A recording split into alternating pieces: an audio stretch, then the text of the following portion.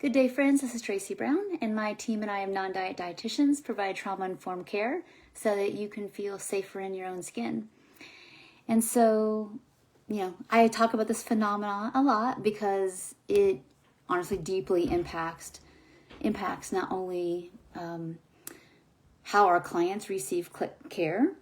It also is just something I see in the world all the time. I see it in my colleagues. I see it in the people that engage sometimes in our content, our blog posts and our videos and those kind of things. Is that people?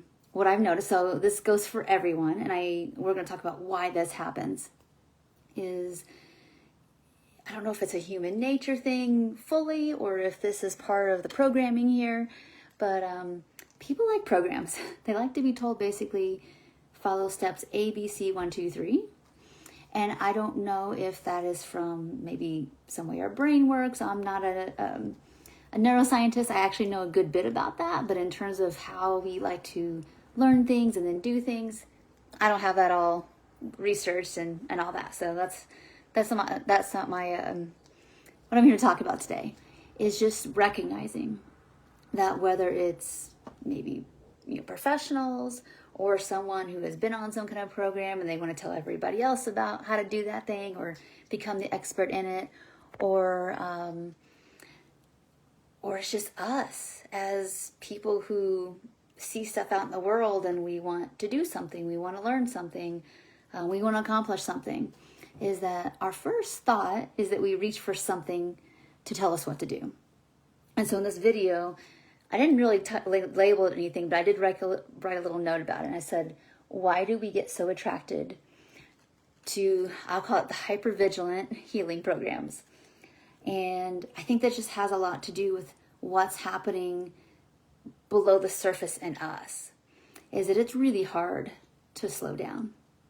It's really hard for us humans, especially in industrialized countries, to pause and take a moment to actually notice what we're thinking about, to actually know why we want what we want, why we buy what we buy. But especially for the people that typically seek us out for help and support, is oftentimes people think they want a thing. So I'll give you an example.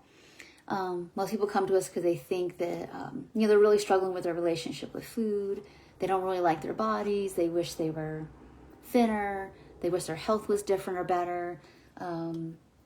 And so because of a different kind of programming, the programming of, if you could just, let's just use body size. If I could just get thinner, then I can be more confident. People won't reject me. People might be attracted to me. All that stuff. Let's just pick those three. My clothes will fit different or better. We hear those every day. But not recognizing that the reason they want those things is because of usually relational kind of issues, correct? That we feel like if we can change our bodies, we can get those relational things. So these external things I'm going to do because something happened to me emotionally, and not seeing the dissonance there. And why does that happen? Well, I've talked about this in lots and lots of videos, is that most of the time we want what we think will help us feel less hurt or rejected or uncomfortable. So we reach for an external thing to do to fix that internal feeling. Why do we do that? Well, we've been marketed to do that for, near 100 years at least, probably more, but big term, mainstream, a lot, very, very mass programming. And I think that's one of the reasons that we're so attracted and we get so grippy with programs, knowing that we've already been on many programs, and yet here we are doing it again. And so that tells me that there's this level of programming, like neurobiological programming between going on, that makes us reach for those things. Okay. And so this video is really just as for us to be like, that makes sense. Or at least to be curious, this whole learning how to eat thing, learning how to be okay with being in my own skin, those are experiential things we learn if it's not interrupted, those are things we learn in childhood from the time that we can kind of sit up and almost hold our own cup and spoon. Those are things we learn in relationship at a pace that we do it, we learn some stuff, we grow, we do it, we learn some stuff, we grow. It's not like ABC, do this, you will get this result, and you can do it in 12 weeks. It's like we learned how to do these things over the course of, decades, almost 2 decades, to be honest, from the time that we're born till the time we leave our familial home or however we're being housed and stayed and raised. It's that we learn this over a longer period of time than just a 12-week period. So we have the conditioning of a program can tell me basically how to feel better about me by changing some external thing. And when you hear that over and over again, and you get reinforcement from it, you're going to have this activation. If I don't do the thing, I can't get the relief. I hope this makes sense to you all today. If it does make sense, I would love to hear like a comment below, or if you want to put a little emoji, whatever you want to do, or let me know that like we are so someone tell me what to do versus, what do I think about that? And if I did that, with the experiences I already have in this life, what might happen next? What are some of the outcomes? And now, this doesn't mean that like we shouldn't ever ask people questions. Like if I want to learn something I have no experience in, so let's say that I didn't know what, I'm going to undo my brain a second and say I don't know how a carbohydrate works. I would go either seek out an expert or find maybe a food, nutrition, physiology, biochemistry kind of book and learn what happens. You put it in your body, what happens from in to out, and to try to understand that if I didn't know. There's nothing wrong with that. That's not the same thing as like I having a knowledge maybe gap or some need for some more information. I do that all the time. If I don't know something about my car and I have to like get the owner's manual out or maybe Google how to turn off this switch or whatever, that's not a problem. What I'm talking about is like a deep dysregulation inside about how to take care of myself or value or worth, that really is going to take some time to learn all the nuances of it. And again, going back to the beginning of this video, and I want to say hello to everyone. Thank you for coming live. This isn't an easy topic, and so if you're just joining in, what we're talking about is why we're so attracted to these hypervigilant healing programs, essentially. Like, take this pill, do this thing, and it'll fix everything. And then we're disappointed when it doesn't, and it's because we've been programmed to be on programs, right? And what I'm suggesting is we have to look at the whole big picture, and it's going to take some time, and we're going to feel kind of, I call it kind of awkward or a little bit wobbly when we stop doing that. It's one of the many, many reasons why people, when they first read the intuitive eating book, you just don't read from chapter 1 to chapter 16 or however many chapters isn't, and you're an expert at it because these are experiential things you have to do. You can't just think about it. They're doings, and you learn some stuff and you're like, whoa, this emotion comes up or these memories come up, and we have to pause and hold the ground, work through this issue that the food thing was covering up, whether it's restricting, binging, over-exercising, health anxiety, whatever our stuff is, traumas that are at the root of some of our health concerns, whatever it is, and learn what we need to learn in this section, hold the ground, keep going to the next little bit of learning and information and experimentation, and whoa, some stuff comes up, we have to do some more. Programs can't accommodate that. Programs are surface level. Even I know if they're trying to be holistic or even if they're lovely and supportive, it's like I did a video last week, it's going to be this process, not a straight line. And I think when our bodies are in this hypervigilance or we're kind of feeling shut down, we just want something so we can eat our shells, feel like some security from what we were used to, which is like something, fix this and change this. Or we want something to juice us up to help us feel better, right?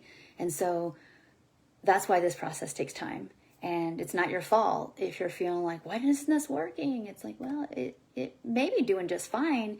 You're just in a learning curve, and a lot of other stuff is coming at the same time.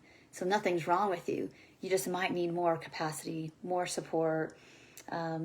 This is going good over here, but this is kind of like bubbling, and it needs a different kind of support that would help you. So I'm going to give some really specific examples of that in our next video this week around the different places that I see people needing support. And when people hear that, I know they get overwhelmed because it feels like you have to do all this yourself. You have to do all this right now. And again, that's part of the programming. Don't listen to those thoughts in your head. It's like we do the pieces we can do at the pacing we can go. Again, nothing's wrong with you. It's just dismantling the desire to have it in a program, have it quick, and honestly have it all figured out from the jump. It's almost like I won't do this unless I know this next step, and then what's going to happen after that step. As humans, we get caught in that because, especially with fear-based programming and a lot of activation in our systems, it creates a lot of hypervigilance, meaning if we don't know how it's going to go, it doesn't feel safe. Okay? And that's why we do these kind of videos. That's why when so many people kind of shout out some of the benefits of this kind of work, most of the time they're talking from here, year whatever. They're not talking from, week 6, because you're just in new territory. And it takes a while to like, oh, I'm starting to see the big picture of how all this is connected now. I'm glad I didn't give up. So we're going to give some specific examples on whatever day I do it. I don't know, Wednesday, Thursday, do the next video.